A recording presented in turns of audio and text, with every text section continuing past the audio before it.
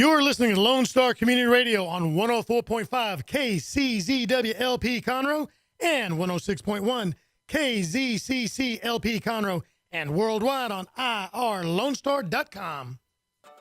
Good morning, ladies and gentlemen. This is Rick Schissler, your Silver Fox advisor and host of the Weekly Business Hour. Thanks for tuning in this week. I think we've got a wonderful show lined up for you. So let's get to it. We'll start off today's show with my thought of the week entitled Testing. We have a special guest with us today, Mr. David Thomas Roberts, author of Unemployable, among other things. And also joining us, Jake will join us in the Lone Star moment to talk about what's going on here at Lone Star Community Radio. Also joining us in the Expert Corner today is Lisa McElroy, founder and CEO of Alegre HR. Lisa's been a guest on our show before, and we're going to talk about something that I believe can really help you strengthen your employee education. I will close out the show today with the Silver Fox Tip of the Week, Building Your Business, Part 1.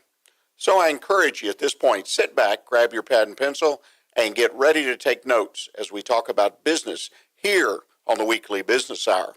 Also, a quick reminder, if you've got a comment, a question, either during the show or after the show, please email me. I love to get those questions, even questions about your own business. My email address here at the station is rick, R-I-C-K, at irlonestar.com. Send that email in. Send your questions in. We all have questions, so please send me your questions. Well, let's move on with the thought of the week. Thought of the week this week is testing. I was doing some thinking over the past week, and the idea being that many of our businesses, we don't take time to explore really new opportunities within our business. And I thought about what is it that holds us back? Well, it's, in my opinion, simply stated, testing. Testing is to take an idea, whether it be a product, a service, or even an internal process, and run it through a test to see if it works, see if it makes that particular area of your business better. It's not hard to do, but many, many small businesses just say, gosh, I don't have the time, or I'm not sure how to set it up. It's not difficult. You need to be willing to test your new ideas if you're going to develop and grow your business. So please, don't be afraid. Try a new idea. I guarantee you each and every person listening to the show has an idea of how to improve their business, and it's a good idea to test that idea before you roll it out. Opportunities abound. I hope you will seize those that are in front of you. The Weekly Business Hour is where Montgomery County and businesses throughout the world come to talk about the latest in business news, ideas to improve your business, and to hear from some of our own local business leaders on how they have found success right here in Montgomery County. Remember, this show is on Facebook, so please go to the Weekly Business Hour page and like us on Facebook. Also, I encourage you, set up an alert so that when each week's show is posted as a podcast, you'll be alerted. You can take a look at the synopsis and see if some of the topics appeal to you, and then listen to the show. Well, let's take a moment and check in with Jake here at the station. Jake, what's going on with Lone Star this week? Well, this week, just a quick update, just so everybody knows, for our Talk Block segment tomorrow, we are going to be running replays for all of our shows tomorrow. We are doing some studio updating and making some improvements around the station and stuff, so I just want to let all the listeners know your regular Tuesday programs are going to be replays, but stay tuned. We'll be back and better on Wednesday with some new upgrades to the station. Well, Jake, thanks for that note. Again, that's important. A business that is upgrading itself, improving itself, and sometimes, particularly in today's world of internet and electronics, you got to go offline. So bear with us. I encourage you to stay in touch with the community here with Lone Star Community Radio. Well, now it's the time of the show that, as I say almost every week, that I really, really enjoy. And that's when we get a guest in the studio that's lived and breathed business. And today's guest has absolutely been there and done it, and even taken the time to write a book about it. I want to welcome to the show David Robert Thomas, the author of Unemployment. Welcome, David. Oh, thank you for having me. Well, I appreciate you taking time to come talk to us. As you and I talked prior to the show and looking through the book that you've written, Unemployment, you've been a real great entrepreneur, if you will, during your career. Tell us about the book itself in general, Unemployable. Well, I've been called unemployable my entire life, and that's the truth. I'm one of those people that I was never happy working for someone else, and I was fortunate enough to recognize that at a pretty young age.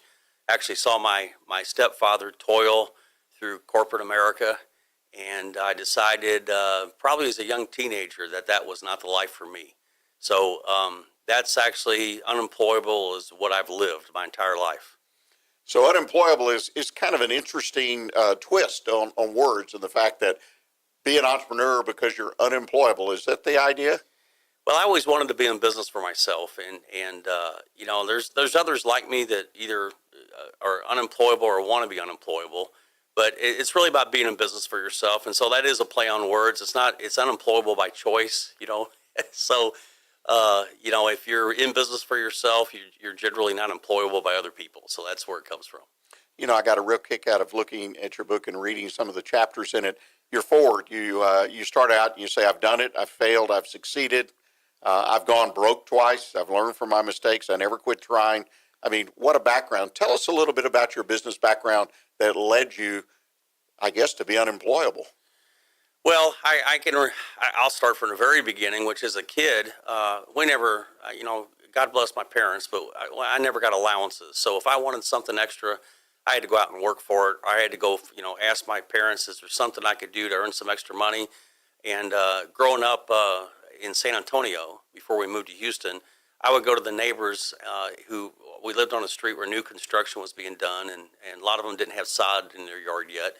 And I'd offer to pull weeds and wash their cars for money. And with that, I'd buy Hot Wheels, or I'd buy a new bicycle. And so I always was willing to go out and do those kind of things to get what I wanted. And so I think that's initially, I didn't open a lemonade stand, but I was in business for myself, pulling weeds and mowing lawns and washing cars. So that's, I learned how to gratify myself that way very early. You know, it's obviously the seeds are planted when someone does that. I mean, how many of us have had that lemonade stand or mowed lawns or whatnot? And I think that's an important first step.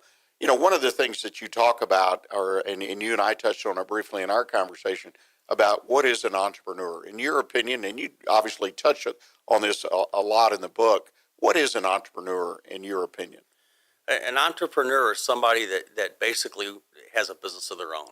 It not necessarily, and I get this all the time, because in today's world, sometimes people think an entrepreneur is somebody who invents the next big thing. And that's not always the case. It's improving on things that already exist, improving a business. Look how many different hamburger stands there are. I mean, who can make a better hamburger?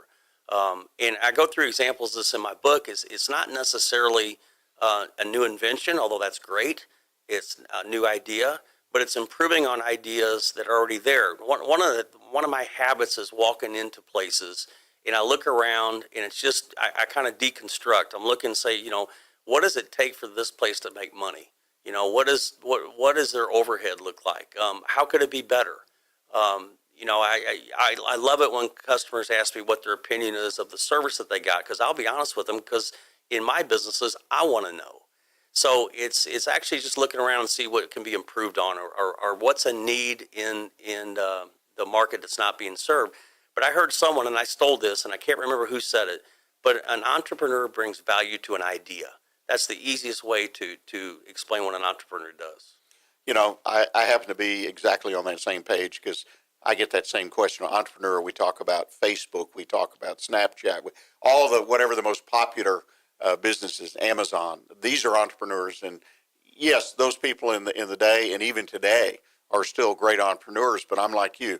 Any small business where someone takes their idea and makes it unique. I spend a lot of time with my clients talking about making yourself different than the other hamburger stand down the street, so you draw business in. Do you find people struggle with that, though? And let's just chat about that for a minute. I've got a hamburger stand, use your example, and there are a lot of them. Do they struggle with trying to find that uniqueness that they need in order to be successful? They do. A lot of time in the restaurant business is a tough business. I've seen it. I've been involved with them. I know it's very difficult, but you do have to have something that's unique. And I always warn. I do a lot of advising for small businesses, or especially startups, and a lot of times people come and they want to be the least expensive solution in whatever it is that they're offering to customers, and that's not always the best scenario. You want to be the best solution, not necessarily the least expensive. So, you know, trying to understand what your costs are, which is one of the biggest failure points I see with entrepreneurs is they really don't understand what it costs to offer a service or bring a product to market. And so you have to figure out what's going to be unique about what you're offering. Well, you make a great point. In fact, I plan to touch on it a little bit later in my Silver Fox Advisor Tip of the Week. People have the idea, but then they don't develop it before they start. They don't run the financial test, is what I call it, to make sure that it makes sense dollars and cents wise. A lot of us don't have that ability to do that kind of testing as far as financial. We need an accountant. We need somebody to help us. People are challenged, though, when they start businesses on that finance idea, aren't they, as far as the accounting and checking the idea out? Well, and a lot of times, most people aren't going to have the budget to do market research and those type of things that would determine whether you could fail or succeed in the market. But, I always ask people when they have an idea, first of all, if it's something they've been doing, because not everybody can monetize their hobby. I've had people that, one of the first things I always advise people is find out what you love and see if you can monetize it. Okay, if there's a way to monetize or make a business out of something that you love, then that's great. But most people, they can't monetize a hobby. So you have to find something that you enjoy doing. And then the research is, will somebody pay you for it, whatever it is? And that's word of mouth, just going and asking people. And I can't undervalue or overstate enough the fact that mentors are so important to an entrepreneur. That's one of the things I want to talk about. Ladies and gentlemen, we're coming down to the end of our first segment of the show, and I want to encourage you to stay with us because we've got a great entrepreneur here today. He's written a wonderful book, and I want to talk a little bit more about the book in particular. So if you will stay with us, we'll be back after a few commercial and public service announcements and talk more with David about being an entrepreneur. Thank you. Pearson & Pearson is a certified public accounting firm located at 400 North Main, Conroe, Texas. The firm was founded in 1989. Our expertise ranges from basic tax to very complex tax, both federal and state, both individual and business, and not-for-profit organizations. We also provide services such as financial audits, reports, and litigation support. Call us at 936-756-2008. That is 936-756-2008. More information can be found online at pearson-pearson.com. Lone Star Community Radio is looking for those who are interested in hosting their own talk show with monthly and weekly slots available in Conroe's FM 104.5, 106.1, and on irlonestar.com. Start your own podcast, create your first YouTube channel, and be on TV. Contact Lone Star Community Radio online at irlonestar.com or call the station message line at 936-647-3776 to take your first step into the radio world. You are listening to the Weekly Business Hour, and this is Rick Schissler, your Silver Fox advisor and host of the Weekly Business Hour. And we're in the midst of having a wonderful conversation here with David Robert Thomas, a lifelong entrepreneur and author of a book, a great book, in my opinion, Unemployable. Well, David, when we went to break, you had mentioned about mentors, and that's something obviously that I'm very high on, that I'm very passionate, something I love to do with businesses, startups, or even mature businesses. Share with the audience from your perspective how important a mentor is to someone that's in business.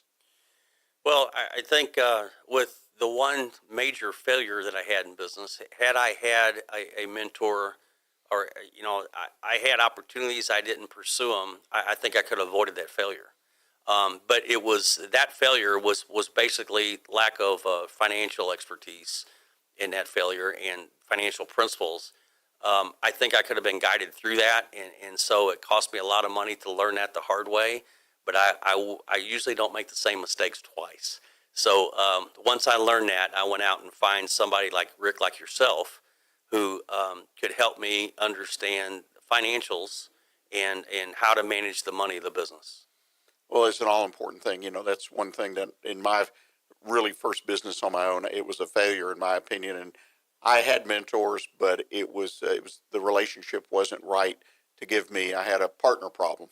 and I didn't know how to deal with it or what to deal with it. And anyway, it was very humbling. And like you, it only took once. I haven't made that mistake again.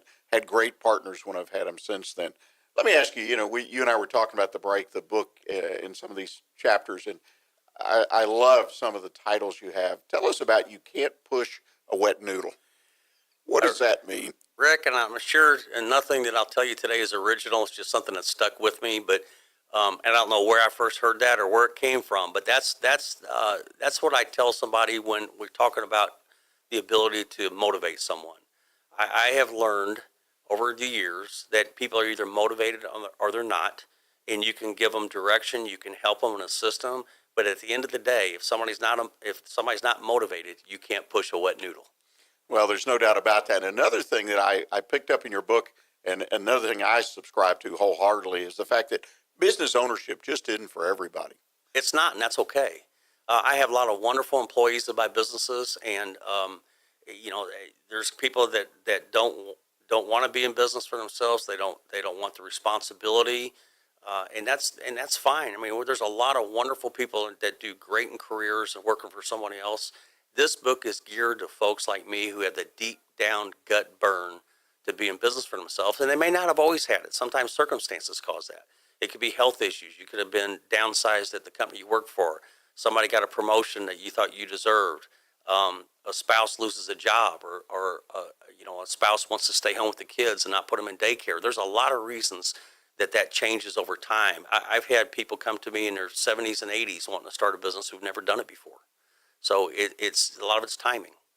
One of the things too, about half the people that have come to me over the past 10 years as I've done a lot of this type of work, about half the people come to me that want to start a business.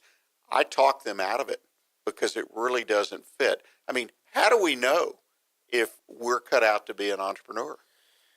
Well, that goes to the question of whether entrepreneurs are made or born. And I think there's some personality traits, but I will tell you that there's basically 4 different types of personalities, or some mixtures thereof. And I've seen all types of personalities be successful in business. I mean, look at, say an introvert can't be as successful. Look at Bill Gates. Bill Gates was an introvert deluxe. There's just so many different examples, but it's really, sometimes I think it's your environment. With me, it was. My environment was, I saw how my stepfather toiled and how he got treated towards the end of his 36-year career with the same company, and decided that that's not for me. I don't ever want to be in that position. And then there's some of us that just don't want to have our commute, our income, our vacation schedules controlled by somebody else. And so I just think it either becomes part of your DNA or it was part of your DNA as you were growing up.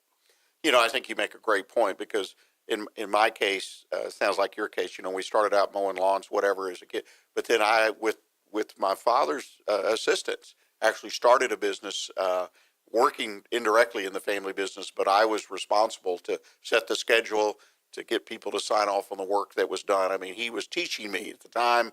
I was saying, gosh, I'm not sure about it, but I loved it. And it really did light the fire under me to want to be in business for myself. So the environmental impact of how we grow up or what we experience is a big part, I think, of becoming an entrepreneur. It was. And I had we had a wonderful neighborhood that I lived in.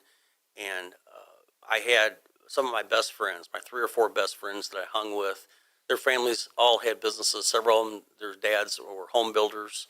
And I will tell you that I noticed a very different lifestyle, and not so much in the material things, because and those were somewhat evident also, but just the little bit more freedom to do things that we didn't get to do. And so those combination of things just fascinated me. I was fascinated when we go to downtown Houston on these large glass skyscrapers, and you go 2 blocks away and it's abject poverty. How does that happen? Who owns these buildings? I mean, so I always ask a lot of questions, and got to see my friends and their family, and they have a little bit different lifestyle than we did. So it was a combination of factors. It's interesting. One of the terms that I saw in your book, renegade capitalist. What is that all about? Well, I will tell you that sometimes what comes out for me is fairly direct, And I've been known to say things that are not sometimes politically correct, and especially in business. And the inspiration for the book came from my youngest son, who was at school at Texas A&M, and he kept asking me, Dad, I'm not learning some of the things that you teach because you have a different way of putting them. So my kids all encouraged me to write this book. So that's where the inspiration came from. So I think, we just had a lot of fun with it. That's interesting, and I think you've copyrighted that term. Did I read that right? I did. So you are the renegade capitalist for all practical purposes. Yes, sir. That's an interesting name. I like it. Let me ask you this now. You and I visited, and I'm very much aware, as you are, that there are schools out there now, colleges, there are community colleges. Houston Community College, I just participated. In fact, they had last week had the 3 winners of their annual business plan competition. They offer schools of entrepreneurship. The University of Houston, as you and I discussed, number 1 in the nation. Lamar University, that I didn't even know about. What is the impact of these schools providing a quote unquote formal education in entrepreneurship? I think it's absolutely wonderful, and I'll tell you, Rick, I didn't finish college. I made it through 2 years of college. Grades was not my problem. Interest was my problem. And I kept going to class and trying to think, somebody's going to teach me how to make money. And there's a whole story about how that all came about and the day I decided to quit school. And there's nothing against college. It just, at the time, if they would have had a degree path in entrepreneurship, I'd have been all over it. It would have held my interest and I would have stayed in. So I think for a lot of kids coming out of high school, if they're like me and that's what they want to do, I would be looking at these schools like the University of Houston, which you're right, is number 1 in the country for entrepreneurship. Labar's not far behind. Now there's, in some of the major universities, they're teaching classes on entrepreneurship, but not a degree path. And I think, a lot of these schools like U of H are bringing people in that actually have made a payroll, which is it's not theory. Okay. So they've actually done it. They've had businesses. And so, I just think it affords a lot more opportunity for people like me who may not have stayed in school because they couldn't see what the end game was, and that was me. What I really enjoy personal from my observation and being involved in the educational, and I'll use the word formal education, like we discussed, University of Houston Community College, business plan competition, actually has an educational component, is the fact that if I'm new to the whole world of being in business, I can get some great education, financial education, test my ideas out. I just think it's a wonderful opportunity for anyone thinking about starting a business to connect with one of these programs, depending on where they want to go.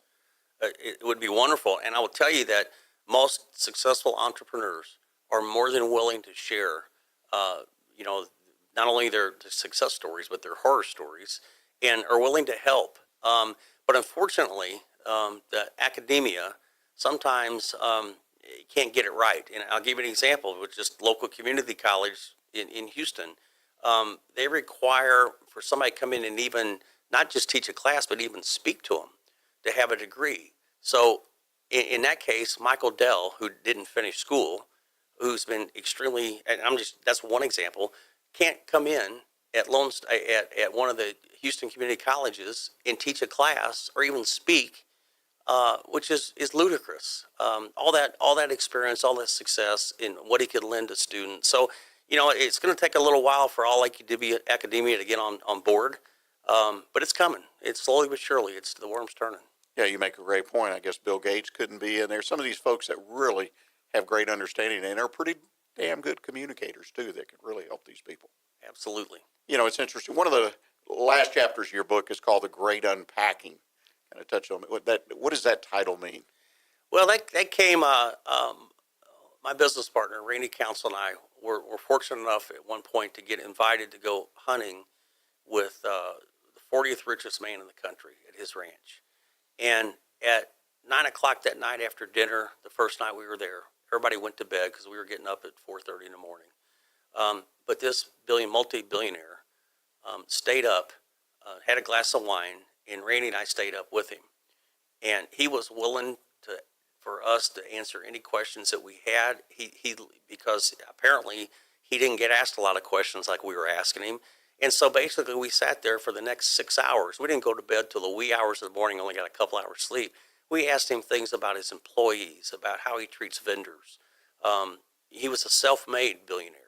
And we got him to basically unpack his life story, his business story. And so when I'm talking about unpacking is finding a mentor that you can slowly, surely unpack their brain. So that's where that comes from. Boy, what a great opportunity. David, I can't thank you enough. I mean, we've just scratched the surface, and I hope that at some point in the future you'll agree to come back. If people want to reach out to you either with questions or to connect with what you do, what's the best way for them to do that? They can go to Renegade Capitalist, and they can renegadecapitalist.com and get in touch with us there, or they can contact Telegistics, which is our company here in the Conroe area, worldwide headquarters right here in Conroe. So either one, and you can reach me through there. And we do get involved with startups, and we do make investments in selected startups if they meet some criteria. So we're willing to help. And let me ask you just the $10,000 question. The book, where's it available? The book you can get at any bookstore, Barnes & Noble, obviously Amazon. There's also an audio version that you can get if you go to Amazon. You can also go to defiancepress.com, the publisher, and find it there. So just about any bookstore, any place you buy books, you can find Unemployable. Again, David, thank you so much for taking the time to join us today. Ladies and gentlemen, we're going to take our bottom of the hour break, and when we come back, we've got Lisa McElroy to join us again today and talk about everything HR. So please stay with us. We'll be right back with you.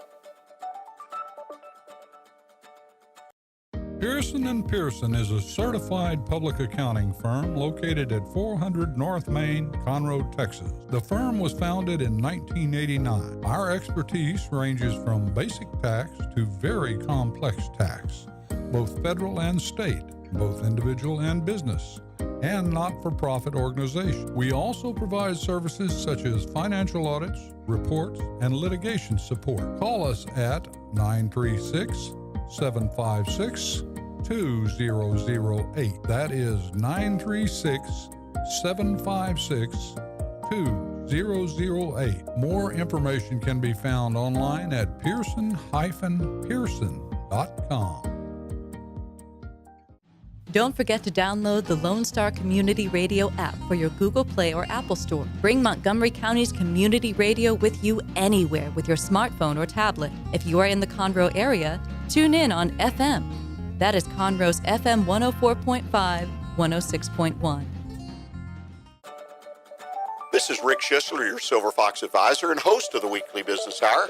And thank you for staying with us this morning. We're at that point in the show, what I like to call the Expert Corner. But before we get to that, I want to thank our show sponsor, Pearson & Pearson CPA. Since 1989, Pearson & Pearson has been providing the quality, personalized financial guidance to individuals and businesses throughout the greater Conroe area. And I really appreciate them being part of our show and being our show sponsor. So thank you, Pearson & Pearson. If you're looking for a CPA accounting firm, check out Pearson & Pearson. Well, we're at that part of the show, Expert Corner, right? And we have one of our great experts with us today, Lisa McElroy, founder and CEO of Alegre HR. Good morning, Lisa. Good morning. It's great. Well, we're going to talk about performance management, which, that's a topic I have to confess that I struggle with when I was in business, to find performance criteria that matched the workforce, that motivated people. And I will admit, I experimented to death. So let's see if you can clear the air and talk to us a little bit about performance management. What is performance management? Let's just start there. Well, number one, it's really not HR.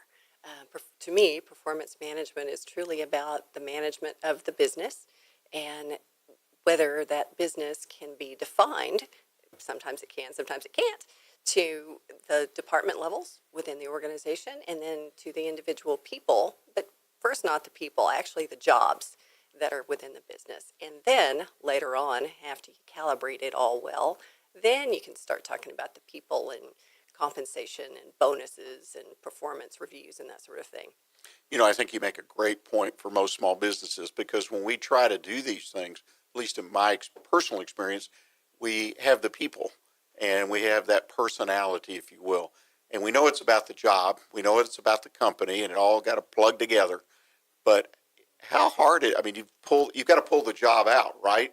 And just say, this is the job and what it means to the company. Is that a fair statement? Oh, absolutely, it's fair. And if you start looking at payroll, there's a reason why every one of those jobs is on the payroll. And so, to me, the easiest angle to take is to look at which jobs are costing the company the most on whatever basis they choose, starting with those and defining what the return on that payroll investment is. And this kind of go across that bridge between the individual and the job. We have a job description, job responsibilities. So we hire someone in, hopefully that fits that criteria, best out there. I don't know. Have you ever hired someone who was 100% right? Oh, heavens, no. I just thought about that. But anyway, that popped in my head.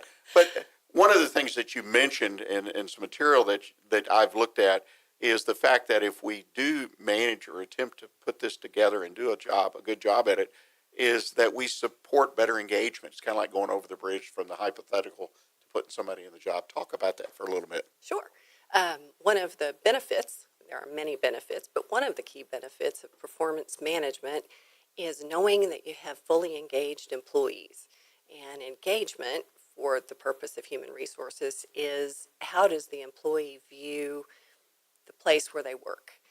How do they view their colleagues? How do they view themselves and their own contribution to the company? Do they view that as a fair environment where they make a contribution and it's recognized? Are they challenged?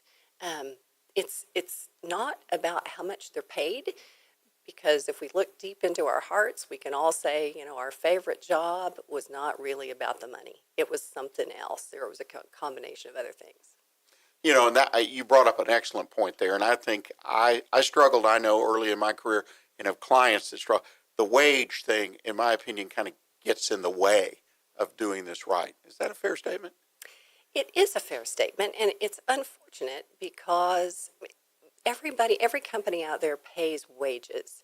And, in the big picture, they're all pretty much market competitive. But to actually separate those wages from where the company wants to go and how each of those jobs, not the people, but the jobs, are going to move that company forward is kind of a fine line that has to be skated.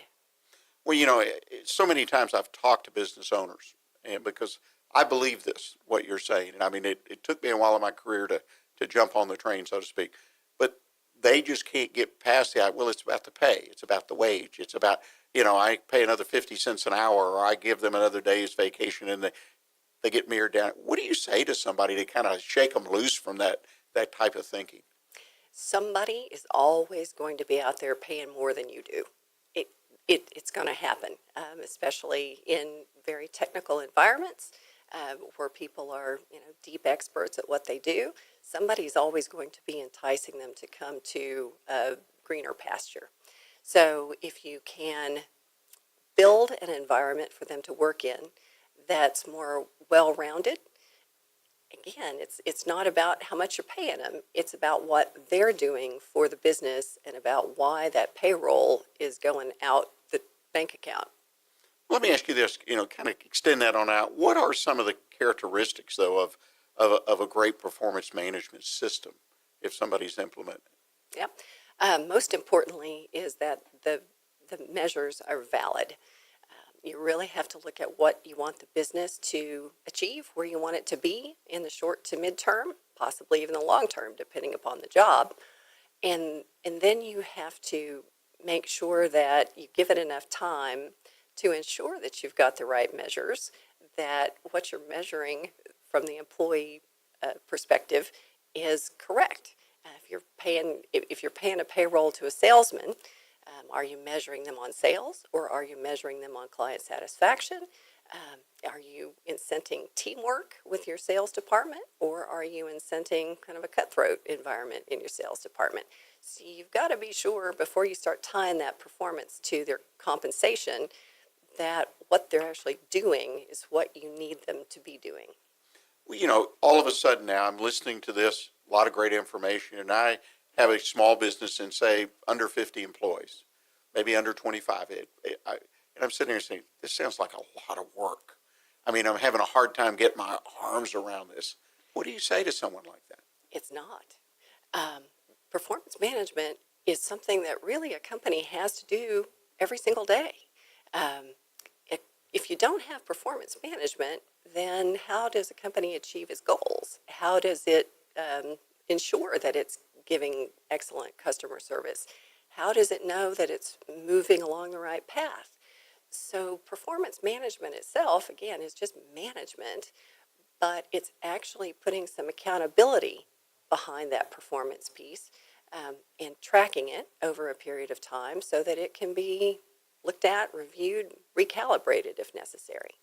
You know, and the thing I want to make sure people hear that I've picked up, not only for you, it's reemphasized, but all of this starts with you as the owner of the business, deciding what your business is about, where it's going, doing some of that basic planning that we talk about on the show a lot, deciding what your goals and objectives are, right? Yes, hope is not a strategy. Yeah, or luck. Luck is a bad idea for planning. Well, you know, I meet so many people that, like me, they roll their sleeves up, they get their hands dirty, and they're doing it, and wow, it's supposed to work, but it doesn't work, does it? Right. Got to have some planning in there. Well, let me ask you, particularly staying on topic here, performance management feedback. How important is that an element to being successful with this? Well, if you go back to that employee engagement topic that we mentioned a few minutes ago, employees really want to know that they are contributing accurately to the business. Nobody wants to waste their time. None of us want to feel like we're working a 40-hour week, but we're really not needed. And we also want to feel like we're doing the absolute best that we can possibly do. So it actually turns into a very strong retention tool to give people not only the correct feedback of what their performance really means to the business, but also to challenge them.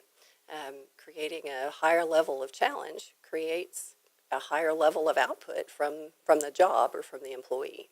You know, that's one of the things, again, that I've had trouble communicating or getting some clients to accept the fact that, okay, yes, I need to give my employees feedback, but when you have a system in place like performance management, you can quantify and give them some actual feedback. That it's not kind of like, well, I like the way you cut your hair, or I like the way, you know, it's numeric, it can very definite, whatever. That's so important. It has to be actionable for the employee because it has to mean something to them. So again, that's why track records are so important, and it's also why there should be a history of performance management before it starts to be tied to compensation. The employee needs to understand that there's a direct line between what they do, what the client sees, and then what the business does come the end of the year.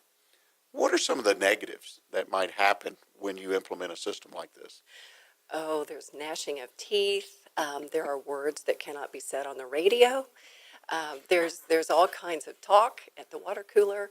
And typically that's a history of people bringing in all of their past experiences with, say, one annual performance appraisal that probably didn't tie into their daily routines and have a true impact on the business. But somehow they may have felt like it had a negative impact on their paycheck. So when you implement a great performance management system, you really have to communicate well from the very beginning and get rid of those elephants in the room that people are going to make an assumption about. You know, it sounds like this is a wonderful component of a successful relationship between the employer and the employee, of building a successful relationship.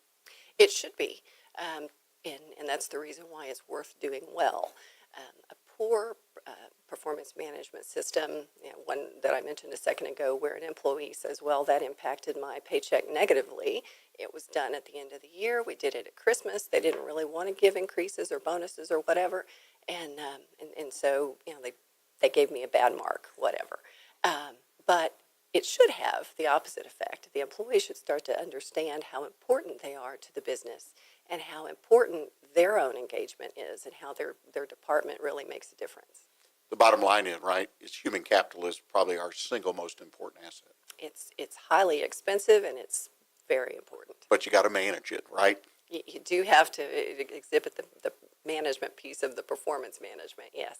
If someone would like to get more information about performance management or other HR topics, what's the best way for them to contact you? Sure. They can call me directly. My number is 281-620-0713, or send me an email at lisa@alegrehr.com. Well, Lisa, I deeply appreciate you taking the time to join us again. You've got such wonderful information, and I encourage anyone who's listening, if you're not large enough to have your own HR person or department, you need to reach out and talk to people like Lisa, because they can provide you that component, I'm sure, on a very the financial cost is very acceptable, but you need to remember your people are your biggest asset, and make them an asset, not a liability. Well, ladies and gentlemen, we're going to take our final break for the day, and when we come back, I'm going to do my Silver Fox tip of the week, Building Business Part 1. So please stay with us. We'll be right back with you.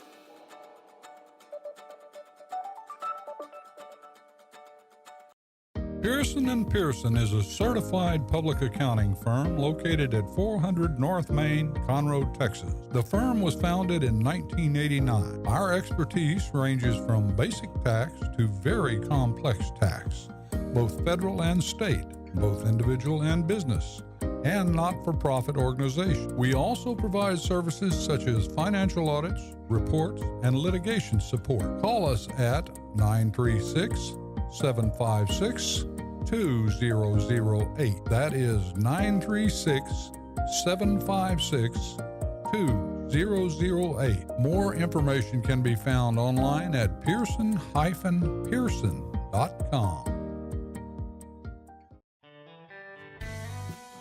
Our talk shows and music shows are looking for sponsors. Want to expand your brand awareness? Reach the hyper-local audience in Montgomery County? The Lone Star Community Radio sponsorships accomplish this. Want to see our stats and rates? Check out irlonestar.com/sponsor for more information. Or call in and leave us a message at 936-647-3776 with your question. Get seen on TV or YouTube and heard on our podcast, FM, and internet radio. Sponsor your local radio station with Lone Star Community Radio.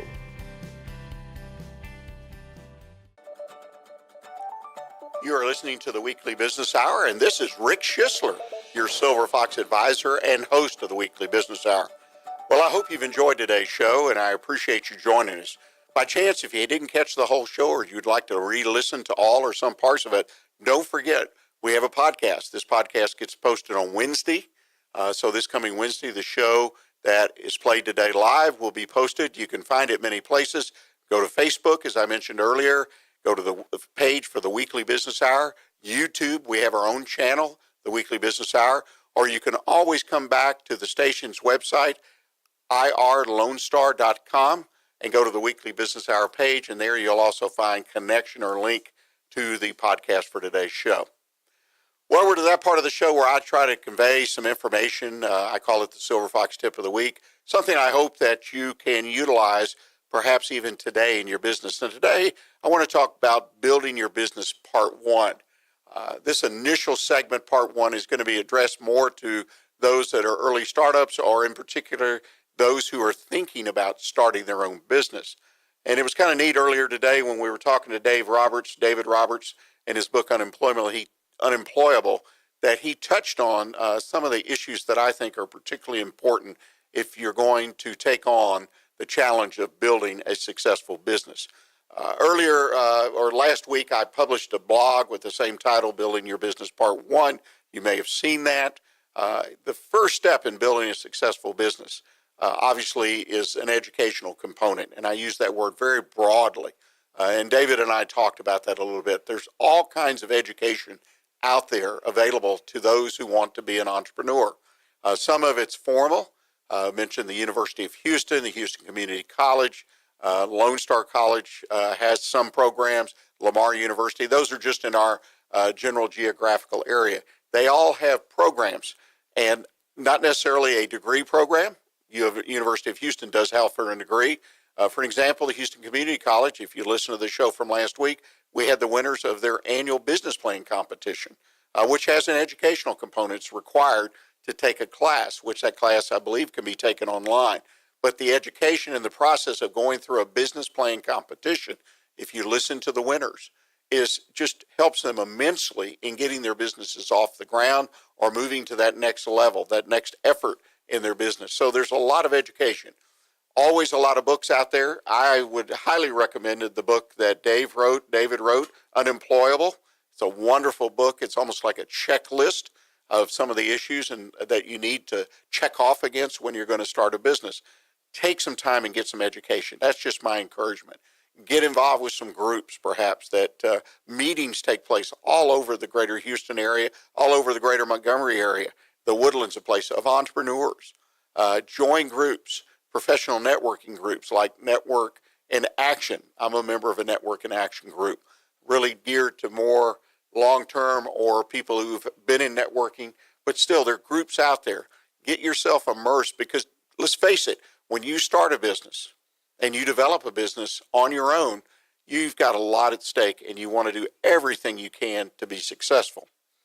The next thing I think in the building process is something I talked about in my blog, and I can't overemphasize it. And David touches on it a couple of times, at least in his book. The fact is, you need to do some self-analysis of yourself, of your personality, of your desires. In the Silver Fox Advisors, we have a test, if you will, not really a test, a process, personal profile that we give.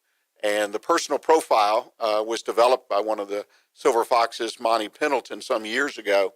And the personal profile that you go through, it asks a lot of questions about you, and you answer them. No right or wrong answers. This profile is used in schools, even used in the prison entrepreneurship program here in Texas, at the Cleveland unit, and now most recently up in the Dallas-Fort Worth unit. It's a great kind of tool, and there are other tools out there to go through and evaluate oneself and what you're geared for. Now, the first question is, are you geared to be in business for yourself? Are you geared to even be in a service business or a product? I mean, it helps you develop that. Then, after you've accomplished that and said, okay, this seems to fit me well, then you move on to the more challenging things. For an example, and I think they're easy. I think the first part of really looking inside myself and evaluating what I'm really geared for and what I'm really looking for internally is probably the most important step. But then you move from there to the third step, and that is to decide, okay, I'm going to go in business. Am I going to buy a business? Am I going to start a business from scratch?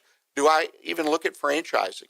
We've had a number of people on this show that talked about franchising, and it's a very, very solid opportunity and fits a lot of people. Of course, there's a monetary cost to it, but you have someone there all the time, if you've got a good franchise, holding your hand and helping you move to that next step. To me, that is a more cut and dried once you know internally where you want to go and what kind of business. Take the time then to determine what form it should take. Should it be a startup from scratch? Should you look to buy an existing business? Or should you simply look for a franchise? Well, those are some of the parts of what I call part one. In coming weeks, I plan to expand on this and offer you some additional ideas and steps that I feel not only will help you build the business from the beginning, will move on to the development and potentially to the sale of the business. Well, ladies and gentlemen, I want to thank you for taking time to join us this week. I ask that you put a note on your calendar. Join us again next Monday at 11 o'clock right here, live at irlonestar.com, the Weekly Business Hour. Remember, you too can sponsor the Weekly Business Hour. If you've got a business in the greater Montgomery area, contact me, Rick, at irlonestar.com for details. And again, look for the podcast of today's show on the Weekly Business Hour page at irlonestar.com, YouTube, Facebook, and many other social media outlets. Thank you for joining us, and remember to stay in touch with what's happening in Montgomery County right here on Lone Star Community Radio. Until next week, I encourage you, stay engaged and keep your focus on what counts in your business. Thanks.